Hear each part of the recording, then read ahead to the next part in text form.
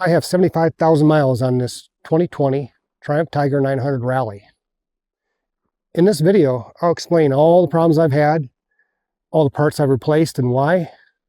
And if you have a Rally Pro or GT, you may want to watch till the end. I've got something that you probably need to know. So starting at the front, I changed the front brake pads at about 50,000 miles. I changed the front brake discs only because I bent them, struggling, trying to break the bead for the first time working on tubeless tires. I've since got the right tools and have no problem since then. Lesson learned. Fork seals, about 20,000 miles. I had a fork seal start leaking. I changed them, went with the SKF fork seals, and haven't had any problems since. Hand guards. I waited till the plastic OEM guards broke and went with a aluminum wraparound. Pegs. I replaced the OEM with these pivot pegs. And nothing wrong with the OEM, just the pivot pegs are a little bit wider, a little sharper, and that pivot, I think, gives a little better control. Rear brake pads, I'm on the 5th set. Rear brake disc, I had to replace about probably about 40,000 miles. I wore it out, got too thin. Now, besides that, the only other thing I replaced is the battery, and it probably is due to me leaving the key on one too many times. I went with a lithium battery, a cheap lithium battery, and I'll be having to replace that soon. You get what you pay for. Anyway, the problems now. So not that long ago, I noticed a frame crack. Everyone knows, I think everyone knows, that Triumph has some rear subframe issues where they're cracking. These aluminum rear subframes are I guess, prone to cracks. Anyway, this one happened long after warranty, and I didn't bother trying to go and do anything about it. It was pretty minor.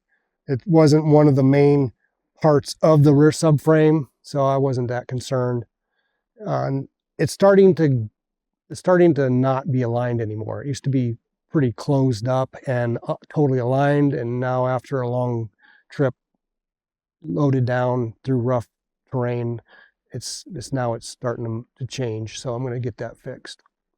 Hopefully I don't find any other cracks in the rear subframe, but if I do, I'll make a video and show everybody. Now, the other problem I had is the shift shaft right here. So the shift lever has this rod that attaches to it. It goes up to an arm that it's attached to the shift shaft going into the case.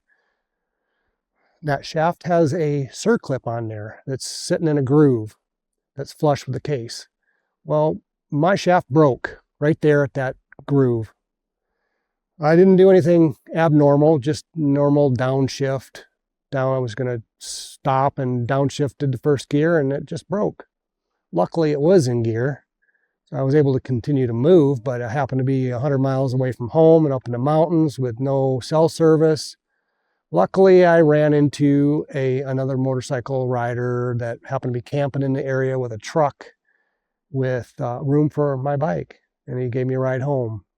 So cool, very cool that motorcyclists help each other on the trail and sometimes save our butts.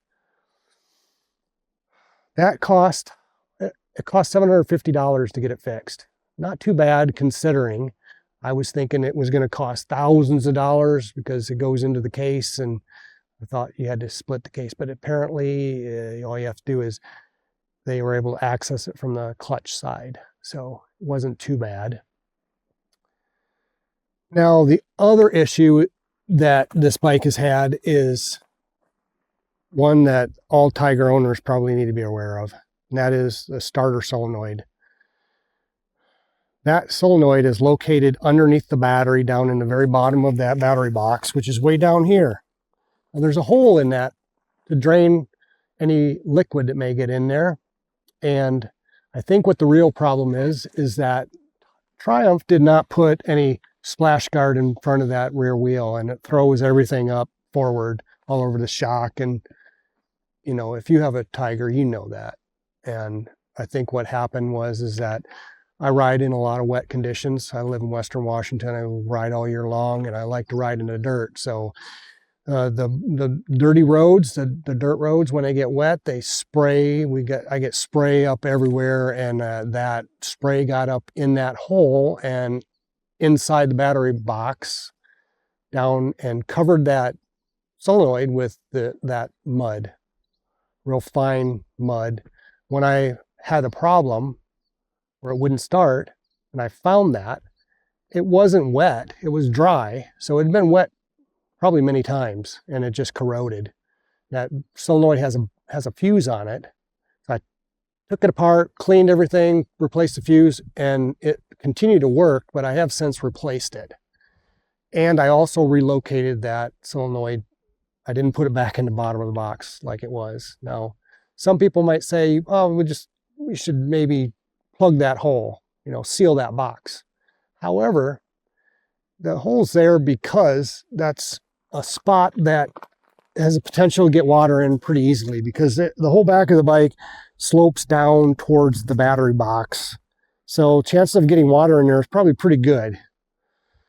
So I didn't want to deal with that. I just relocated it.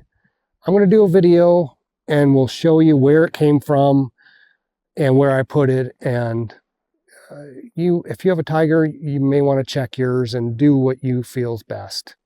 At least you'll know. Anyway, besides those issues, I've had no other problems with this bike. I'm still on the original clutch. The bike does not burn a drop of oil. I change the oil between 4,000 and 6,000 miles. They recommend 6, but I don't think I don't wait that long. And as it gets more miles on it, I'm probably going to reduce the intervals between oil changes.